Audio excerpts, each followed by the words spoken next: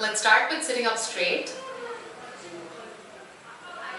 Hands on your knees, back straight. Relax your shoulders, close your eyes. And start to inhale and exhale. Long inhalations and long exhalations.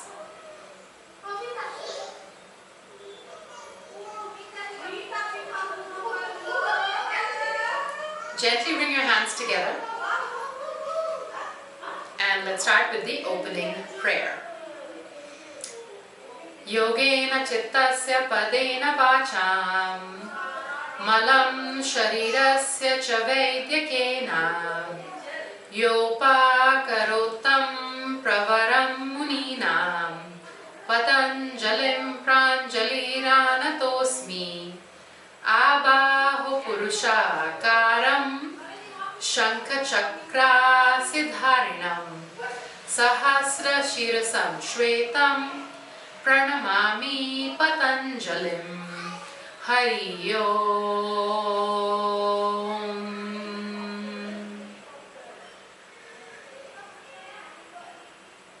Gently start to rub your hands together and place them on your closed eyelids. Rub your hands across your face and with a few blinks, open your eyes. Let's start with neck rotation. So you're going to inhale as your head goes back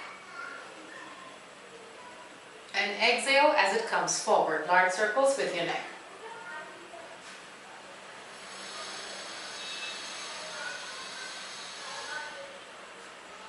Let's go in the other direction. Inhale as the head goes back and exhale as it comes forward.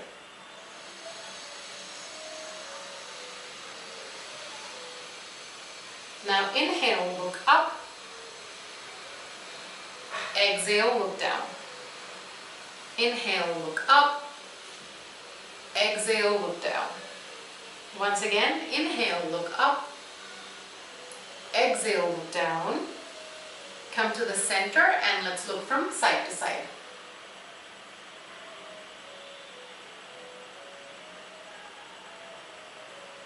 And once again, come to the center and ear to shoulder.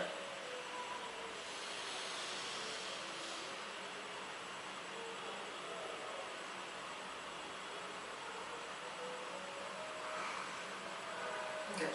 And stop the practice. Interlock your hands together, extend your arms up.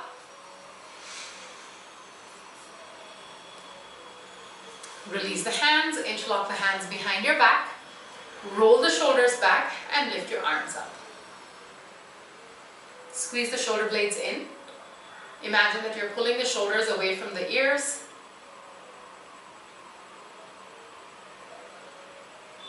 Good. And release. Interlock the hands in front of you. Extend your arms out. And then release your hands. Left hand on the right knee. Twist back.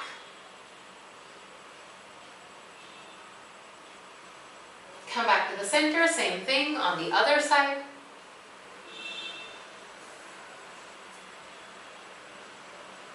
And come back. Now bring your feet together in the Baddha Konasana.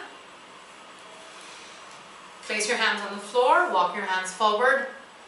See if you can press your elbows down. Otherwise, go as far forward as you can, relaxing the groin, the inner thighs. And then slowly, elbows up. Walk your hands back. Hold your feet with the left hand. Right hand goes back and rotate. Lift your spine. Make sure you're not puffing the chest out. The rib cage should remain stacked on top of the pelvis. Good. And then release, and the same thing on the other side. Yeah, look over your left shoulder.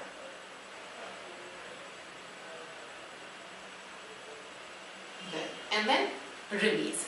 Now extend your legs out. If you're menstruating, you can keep the legs apart. Otherwise, keep your feet together and reach out and touch your toes. You can roll the thighs in, pressing the legs down and widening the skin on the back of the legs, widening it on the floor.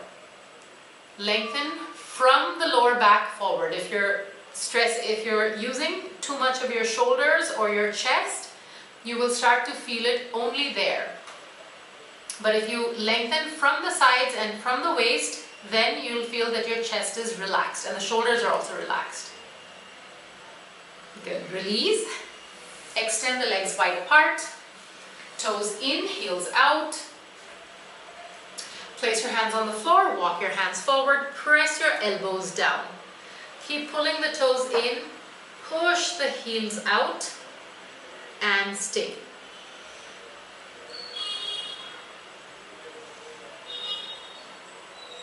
Press the knees down. Good. Release. Walk your hands back. Now, pull the left knee in. Right hand on the left knee and twist back. Look as far over your left shoulder as you can. At the same time, move your right hip down. The right buttock should be on the floor. Good. Release. Now, hold the right foot with the right hand. Extend your left hand out. See how close you can come to the foot. You don't have to touch the foot. Even if you're just extending, trying to get close to the foot, that's enough. Feel the extension on the side of the body, maybe even on the back, maybe on the right hamstrings. Good. And then release, and let's switch sides. So left leg goes out, right leg comes in. Left hand on the right knee, rotate the head back. Yes, look as far over your right shoulder as you can. Lengthen the spine. Imagine that the spine is perpendicular to the floor. That's how it's actually supposed to be. You're not leaning back nor leaning forward. The rotation that happens, the extension that happens, is just with the spine perpendicular to the floor. And then come back to the center and reach out and hold your left toes. See if you can extend the right hand up and how close can you come to the left toes, and stay here. Press your right hip down.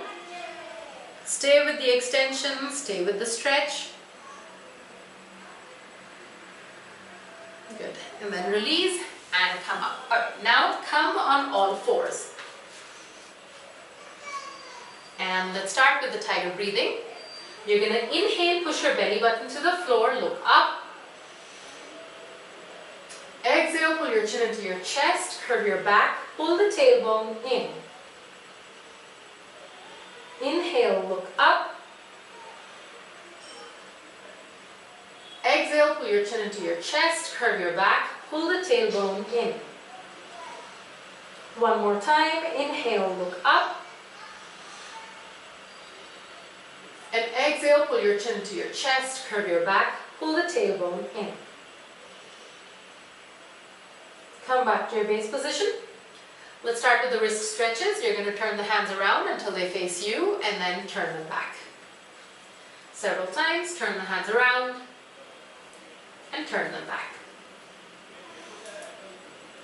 And then stop with both hands facing you. Start to rock back and forth.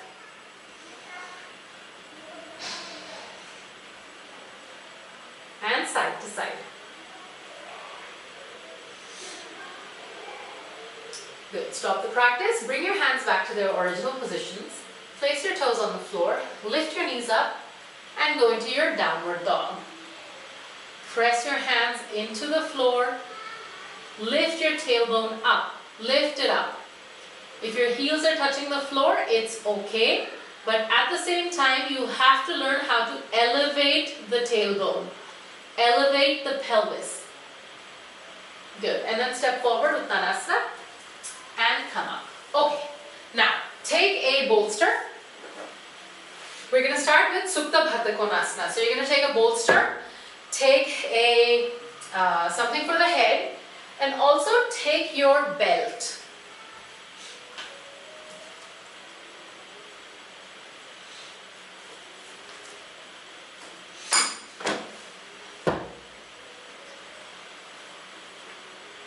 Make sure the blanket is supportive, so you don't want a thin towel, you want a proper blanket. And then take your belt, make a loop on that belt, place it around your body, your torso. It should follow the line of your tailbone and then come under your feet. So it's snug around your lower back and then goes under your feet so that the feet are close to the groin. So it gives you that extension that you need on the inner thighs. Yeah, and then lie down.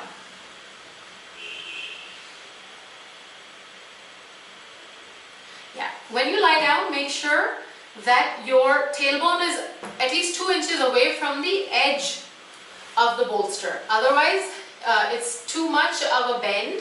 It's a sharp bend and we don't want that. So about 2 inches away from the lower back, and then ease yourself down, lengthening the spine up, and then hands either on the sides if you can feel the opening on the chest and the shoulders, or if you want, you can have your hands above the head and hold your elbows with the opposite hands.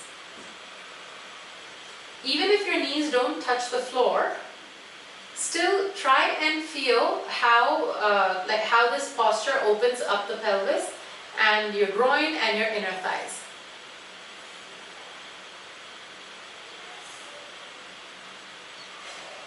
Also focus on the cavity of the stomach. You should feel that the entire body is sinking down towards the pelvis, that the pelvis is grounded, chest is open, and the stomach should feel relaxed.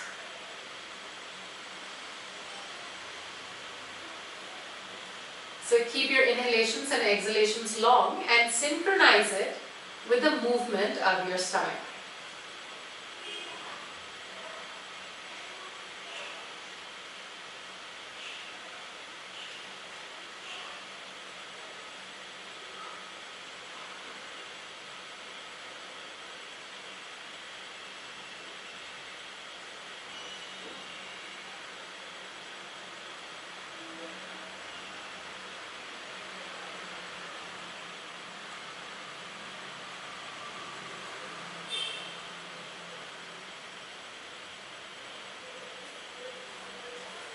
If you want, you can change the crossing of the arms now.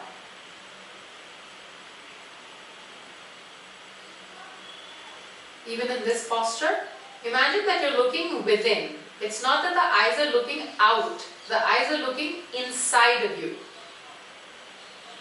That helps to relax and calm down the eyelids and the forehead.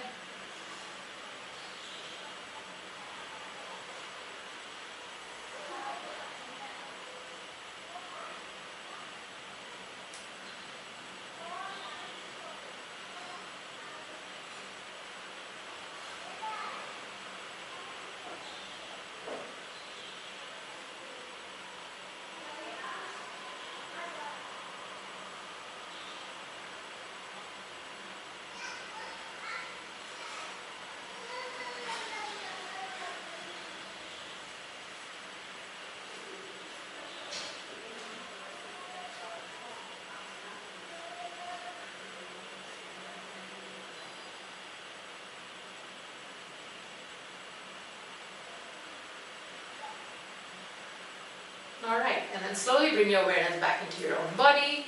Release your arms if you were holding them, and then come up. Come up.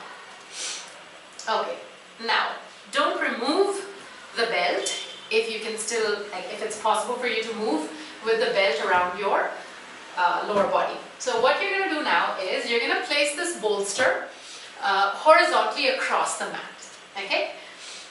And we're going to do the Urdhva Baddha Konasana, Supta Baddha Konasana. So, if you have a mat which is very hard, you're going to place your blanket or something else which is soft on top of it, and then watch. Your knees have to be up on top. We have done this before. Knees have to be up on top of the bolster. Belly button should be going down. Okay?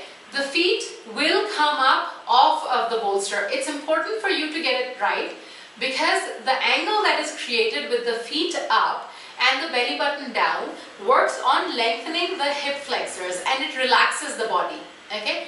Anything else is like an awkward position, between the lower body and the upper body. Okay, so watch.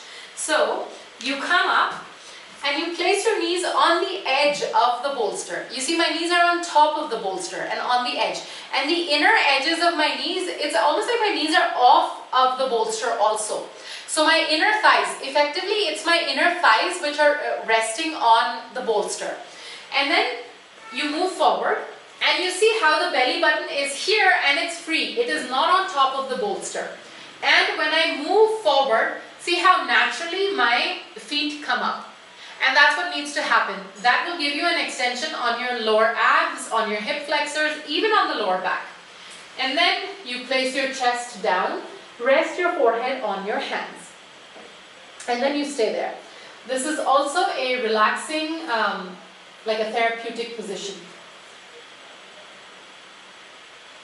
Forward, touching the belly button to the floor. Yes, like that. Now Louise, that's correct. That's correct. This posture. So you're going to place your hands next to your chest, lift your chest up, allow the feet to come down to the floor, and sit back. And then you can remove the belt from around your hips. Okay, now since we are here, let's do a forward bend. So bring your feet into Baddha Konasana again. Bolster can be on the side so that it's a little low, like the height is a little higher. If your bolster is like a thin flat bolster, you may not be able to get this height, so you can have something else under your forehead. And basically you're going to bend forward, rest your forehead like this and stay. And feel how the tailbone is extending, the base of the spine, the base of your back is extending. If you're able to come down very easily, like you have the flexibility, you're able to come down easily, you have to think about the straightness of the spine. Okay? So it's possible to get the forehead down by curving the spine. We don't want to curve the spine. We want to keep the spine straight and then get the forehead down. Yeah? Stay. Sahila, you know, even if you bring your forehead down to the floor, that it's not going to help, because straightening the spine is an internal thing that you have to do. What you're doing right now is just coming down like this. Yeah? You have a bolster and you're coming down like this. Look at the curve of the spine. So, it's more about extending forward, and then taking the arms out. It is not about how far down you can come, but yes, the length of the spine. Yeah, this is not about the flexibility. So again, here we're not looking at flexibility of the spine, but about flexion, like how much can you lengthen the spine.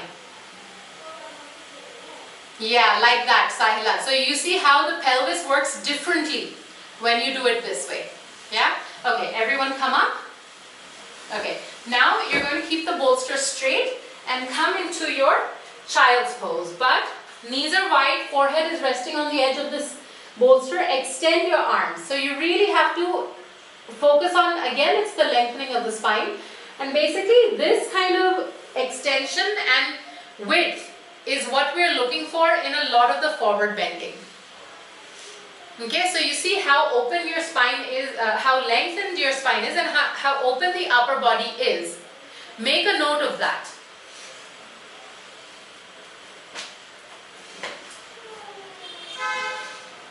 This is the most open that, here you have a chance to really widen as much as the body allows and to lengthen as much as the body allows. Now, from here, you're going to keep your hands on the floor, come into your downward dog, but keep your forehead on the bolster, and at the same time, keep the width and the length of the spine. Yeah? So you're pushing the head down, like the forehead is relaxed. It's still a relaxing asana, but it's amazing to open up your chest and to lengthen your spine. So the idea is to keep a long, straight back. You know what a long, straight back is from the previous asana. Okay, when you were bending forward in the child's pose, that was your back being the longest and the widest it can be. So can you replicate that here? The same kind of width, the same kind of extension. Good. Once again, come down. Forehead on the bolster, extend your arms out. Just give me a thumbs up if you can feel that the spine is in fact long and the chest wide. Yeah. Okay, and then again, keeping this width and length in mind, can you go into your downward dog?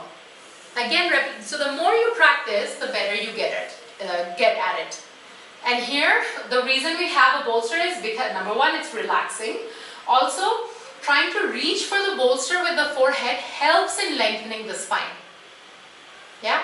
So now you're supposed to have the same sensation on your upper body as you did when you were in child's pose. So in fact, the child's pose is not a passive pose. It can be a very active pose. And the downward dog, even though we say it's an active pose, like push into your hands and put your knees, your toes into the floor, it can also be a passive pose. It can also be a relaxing pose. Okay. Now, if you can feel the width and the length as you did when you were in your child's pose, now go ahead and come down. You can place your knees on the floor and rest your forehead again in child's pose. Again. And come into your Uttanasana. Keep the feet wide and hands flat on the bolster.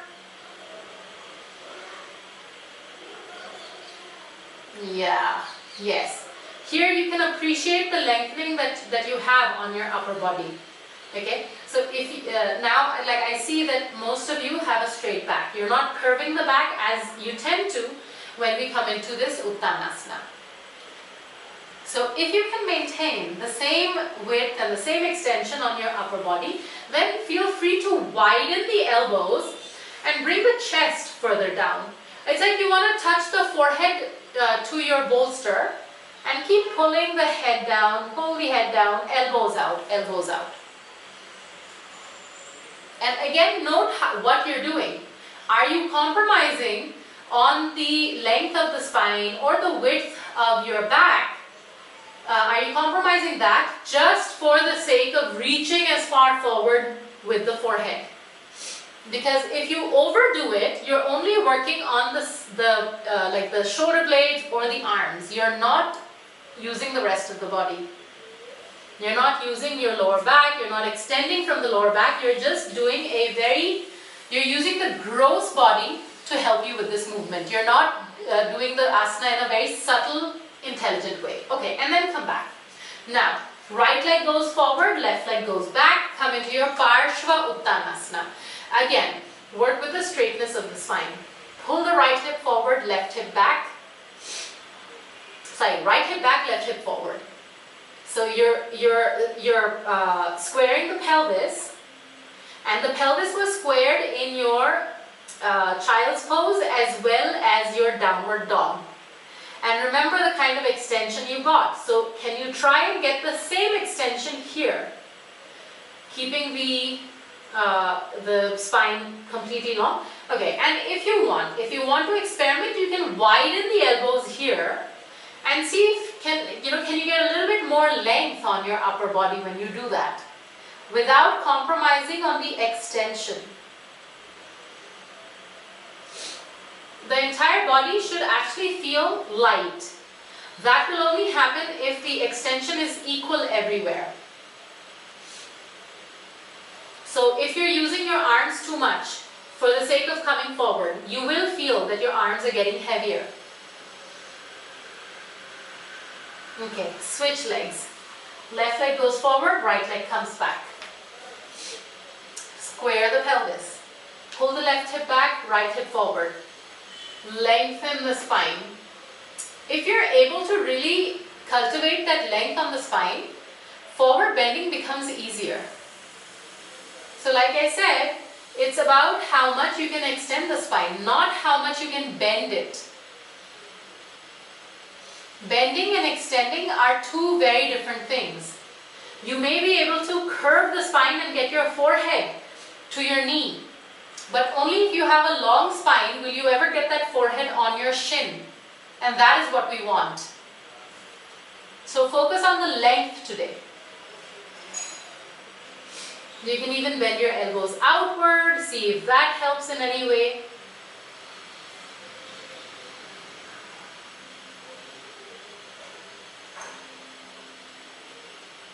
Good. And then release and come up. Okay. Now take your bolster and sit in Virasana on the edge of the bolster. So rotate the calves out and sit down.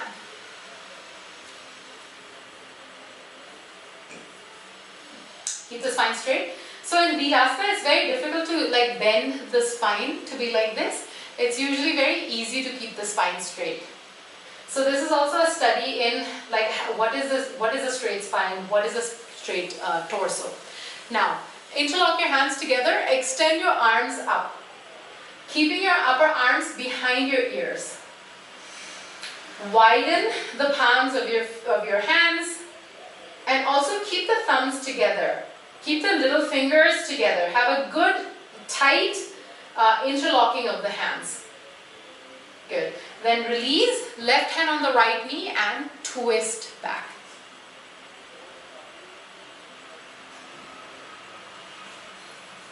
So twist the upper back. So your chest should rotate. The chest will rotate only if you have worked on lengthening the spine. So that's again another thing. Why we should not focus on how far forward you can bend. Focus on the bend, but also how, the alignment. The body has to be straight. So if you feel, you have to be introspective also. If here you feel that your right shoulder is not able to go back enough and you end up puffing your chest and your stomach, then you have not been working very well with the flexion of the spine. Good. Release. Again, interlock your hands together, extend your arms up. Also, this extension that we're doing right now, it's similar to downward dog. The same opening, the same extension. So try to find a downward dog in this position. For instance, in downward dog, are your hands always, upper arms always forward and the head leans back. So here also, it might be the same story. If you're able to extend the arms behind the ears, most probably in downward dog, you're able to do the same thing. So find your downward dog in this position. Okay, and then release. Right hand on the left knee and left hand goes back. Keep opening the spine, keep lengthening the spine and opening the chest. Move. Bring the right rib cage forward, left rib cage back. Make sure the right shoulder is not coming up like this. So if you're doing this, that's not correct because the right side of the body is dipping down. Instead, you must lengthen the right side also so that the shoulders are exactly in one line.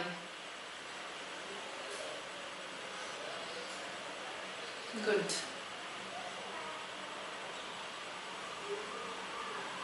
Good. And release. Okay. Now, left leg remains where it is, right leg goes forward. Triyangmukha Ekpada Uttanasana. Yeah. And then you're going to bend forward again. Lengthen the spine. It doesn't matter how close you can get your head to your knee. Lengthen the spine. Imagine that the head has to, actually the chest has to touch your knees. So if you can get the chest down, go ahead. But keep your gaze on your toes. And then see if that changes the kind of extension you feel on your hamstrings when you do this. Also, if you move your elbows out, it helps in widening the torso. So you can practice that also.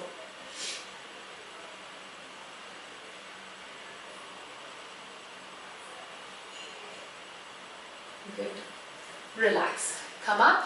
Now switch legs. So bring the right leg in to Virasana, left leg stays out. Yeah. Keep the back straight. With a straight back, move forward. Hold your toes, hold your foot, and bend forward. Try to widen the arms if possible.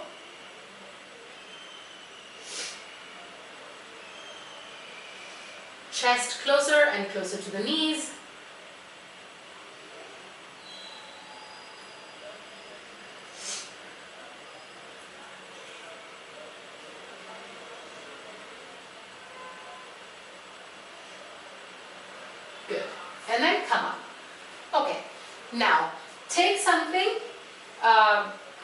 smaller than your bolster. So we're going to do Virasana again, but this time you're going to take something that's not as tall as the bolster. So if you have more flexible knees, now is a chance to use that flexibility. So something which is like, now I'm going to use my folded blanket, which is half the height of the bolster.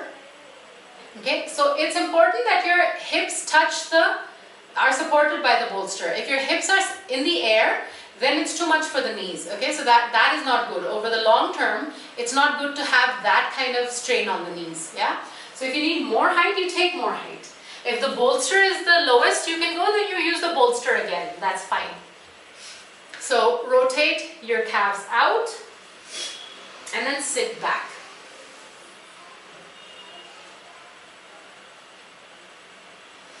Your little toes should be on the floor. Your little toes should be touching the floor.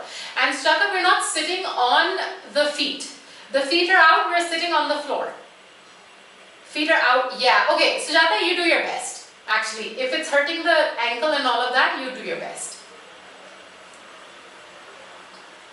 Yeah, keep the back straight.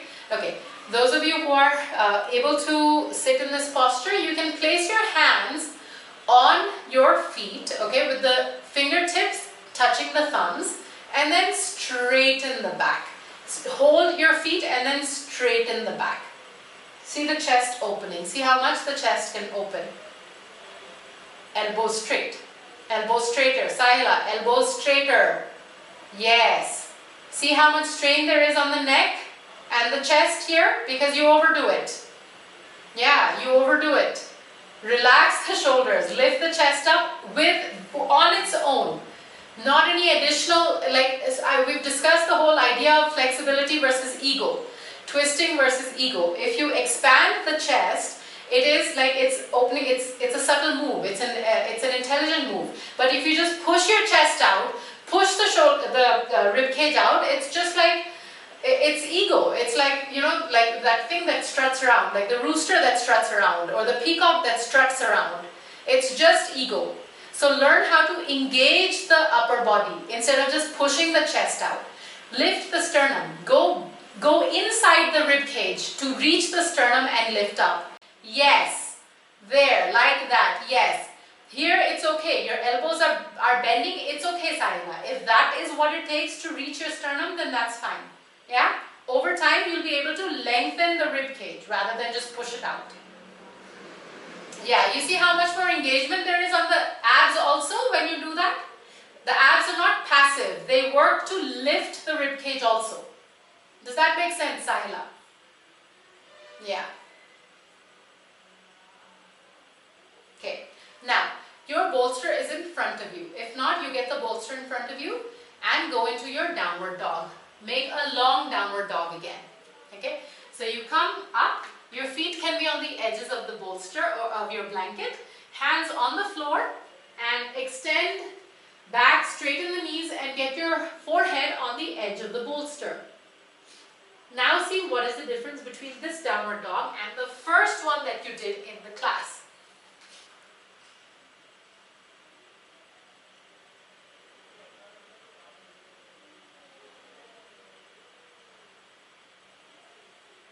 Okay, knees on the floor.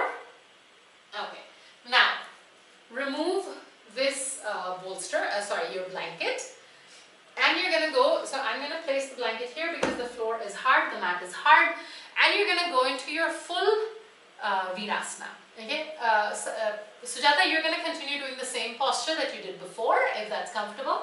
Everyone else, you will try to descend your hips all the way down to the floor. Keep the back straight, all the way down to the floor. Just for some time, not for too long.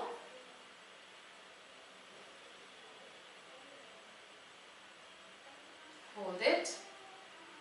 5, 4, 3, 2, and 1. Again, downward dog. The long downward dog with the forehead on the edge of the bolster.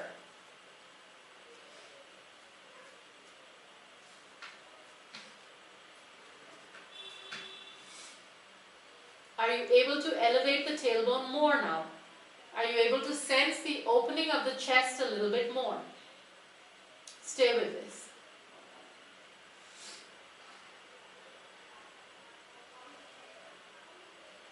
Good. Knees on the floor and come up. Okay.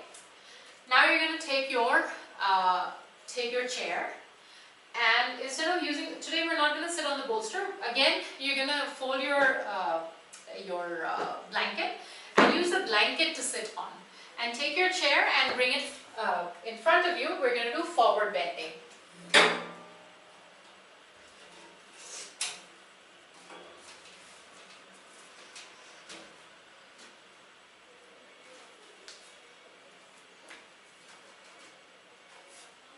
Okay, so the right leg goes forward, left leg comes in. So at the bare minimum, you should try to get your foot, the right foot, to touch the back of the back bar of the chair. Okay, if you have more flexibility, you can take the foot out, or sorry, not out. You can push the chair further out and then bend forward. Okay, but at the bare minimum, try and get the foot to touch. Okay, the leg will be inside the chair, Louise. Yeah, and then you bend forward and rest your forehead. So ask yourself where do you feel the extension on the spine, which is what we've been looking at the entire session, and use the chair accordingly.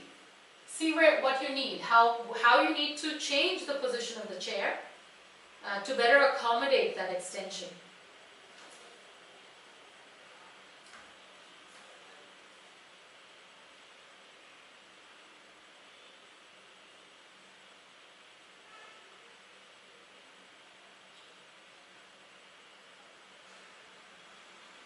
Okay, come up, switch legs.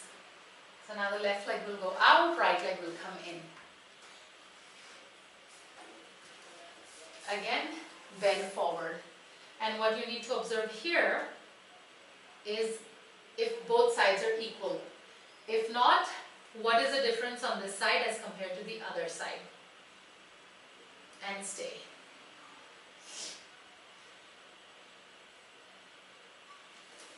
Sujata, push the blanket further out, further under you. So only the hip bones, the sit bones should be on top of that chair, on top of that blanket. Yeah.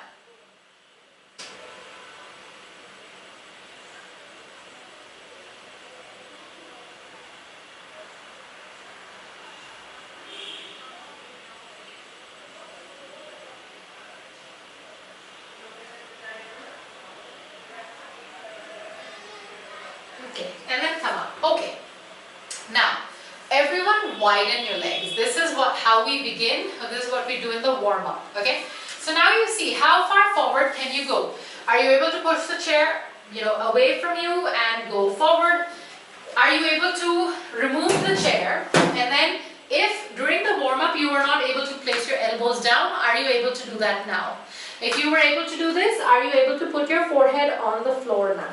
So see, experiment with your body, see how far down you can go. Yeah, just see how far down. And if it's easier, maybe your elbows still don't reach, maybe your forehead still doesn't reach. But is there something different in the body? Do you feel like the hamstrings are more open? Do you feel like the chest is a lot more open? And stay with that, stay there.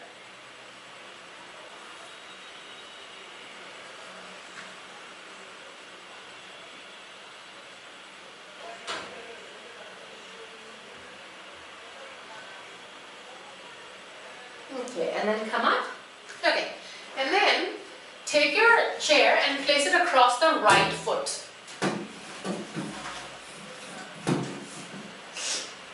And here also you ask yourself, can you push the chair away and get a better extension, or do you need to pull it closer? Whatever you need, go ahead and use the chair accordingly. Make sure your left sit bone stays on the floor, stays on your on your blanket, and then bend forward. Try to extend the left side of the body more than the right side.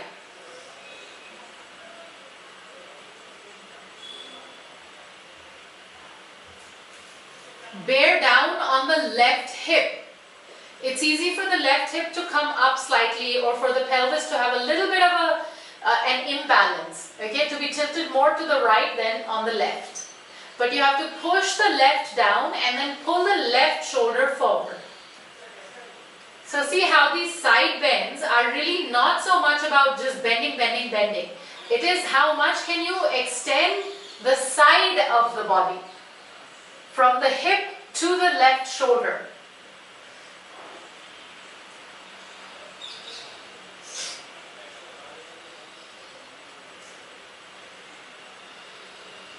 Good.